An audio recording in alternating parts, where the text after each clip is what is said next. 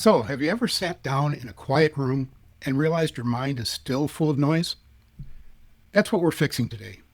7 things you need to remove from your mind if you actually want peace. And by the end of this video, you'll have a single filter that you can use on literally any thought that shows up uninvited.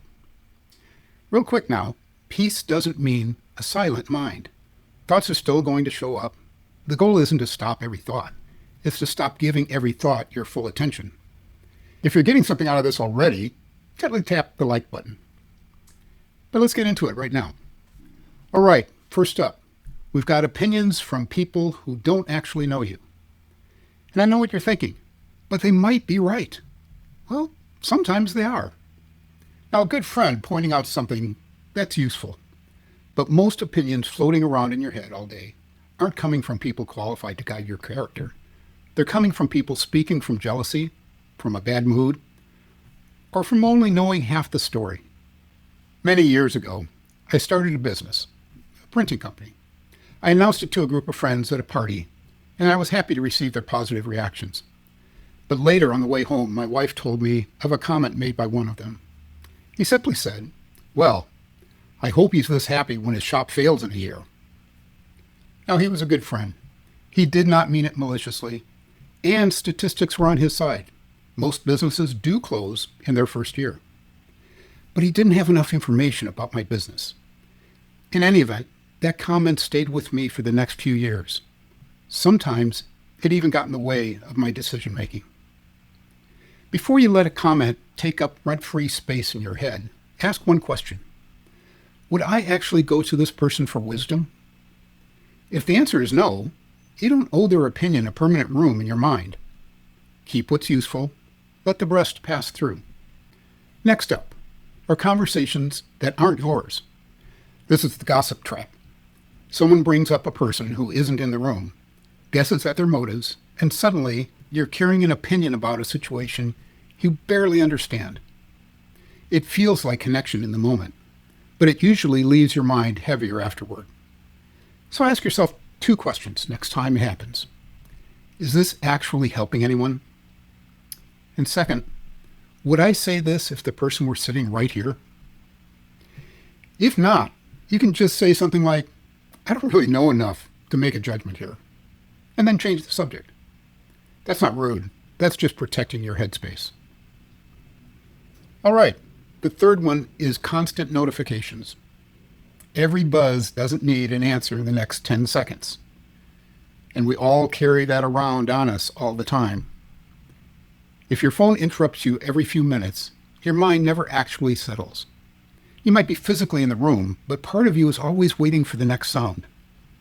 The fix here is simple, but not easy. You decide when to check, instead of letting every notification decide for you. Turn off what doesn't matter. Put the phone down when you're resting. Being reachable 24/7 isn't the same thing as being loving or present. Hey, now if this is landing for you, drop a comment of which of these 7 hits closest to home. I actually read every comment and might make a follow-up video on whichever one gets the most requests. Number 4, replaying old conversations. Maybe you said something awkward, or someone answered harshly, and now your mind keeps rewriting the scene with better comebacks. This is the one that's my favorite to get stuck on, the better comeback. A little reflection helps you learn. Replaying the same 5 minutes for 3 hours isn't reflection anymore. It's self-punishment, wearing a thoughtful disguise. So here's the filter. Is there anything useful you can actually do right now? If you owe someone an apology, give it. If something needs clarification, clarify it. If there's a lesson in it, write the lesson down in 1 sentence. Then let the conversation go back to being in the past. You can remember it without reliving it every night.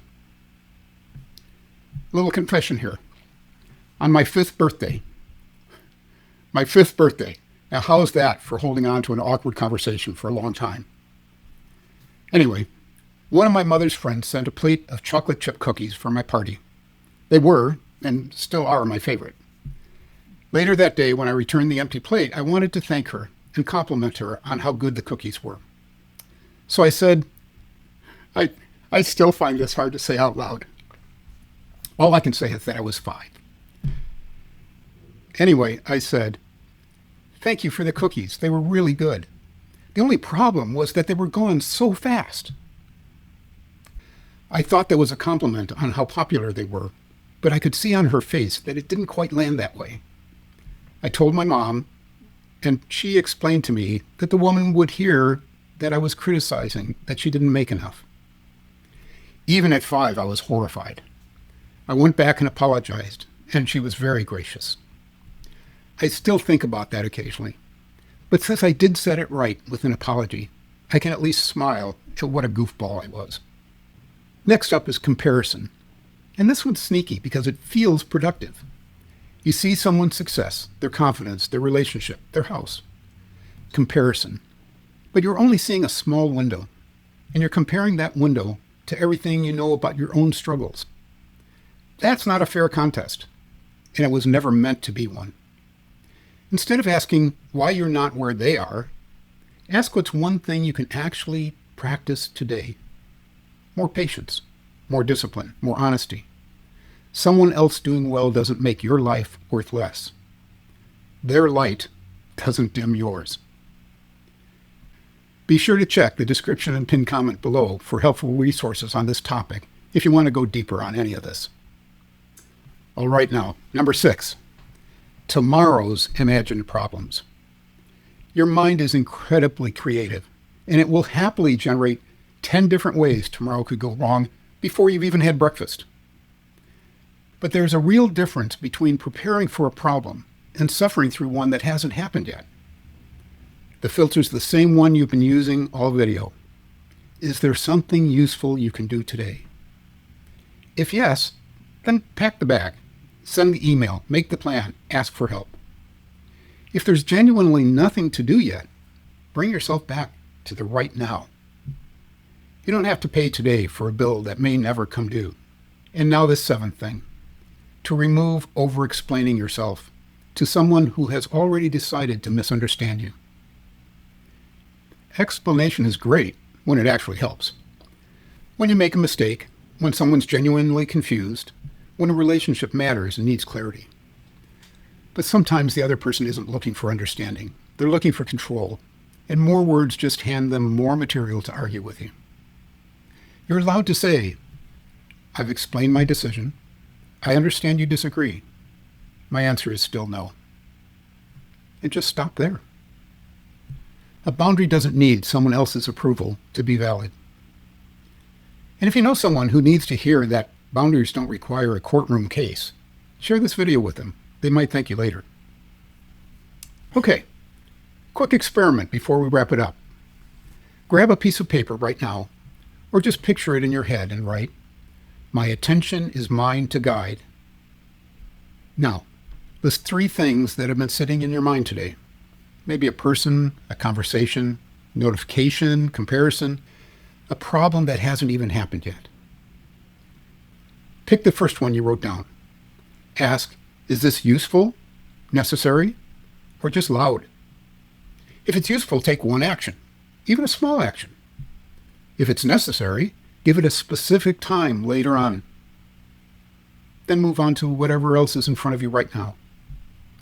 If it's just loud, practice letting it pass. You don't have to solve everything in the next 5 minutes. You just have to stop treating every mental interruption like an emergency. And look, protecting your peace doesn't mean avoiding every hard conversation or refusing all criticism.